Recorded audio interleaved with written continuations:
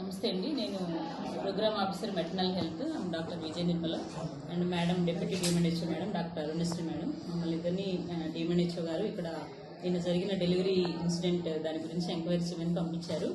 So ఇక్కడ ఒక ఆదివారం రోజు రొటీన్గా ఉండే స్టాఫ్ నర్సులు వాళ్ళ డే ఆఫ్లో ఉండటం బట్టి అడ్జస్ట్మెంట్లో ఏఎన్ఎంని రిలీవర్గా వేశారు. ఆమె డ్యూటీకి 6:30కి వచ్చింది. దాదాపు 11:30 వరకు 12:30 వెయిట్ చేసినా కూడా డ్యూటీకి పోస్ట్ చేసిన ఆఫీస్ సబార్డినేట్ రాకపోవడం వల్ల ఆమె వాళ్ళ హస్బెండ్ని పిలిపించుకుంది వెనక్కి.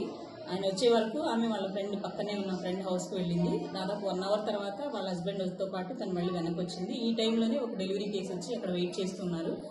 ఆమె రావడంలోనే బాగా ఎక్కువ నొప్పులతో వచ్చేసారు. సో అక్కడ లేబర్ రూమ్కి షిఫ్ట్ చేసే లోపే ఆమెకు ఎక్కువ పెయిన్స్ వచ్చేసి ఆ దారిలోనే అక్కడ పడుకుని పోయారు. సో ఈమె డెలివరీ లేబర్ రూమ్ నుండి అన్ని సామాన్లు అవి తీసుకుని అక్కడే డెలివరీ చేశారు. ఆ డెలివరీ చేసిన తర్వాత మదర్ని బేబీని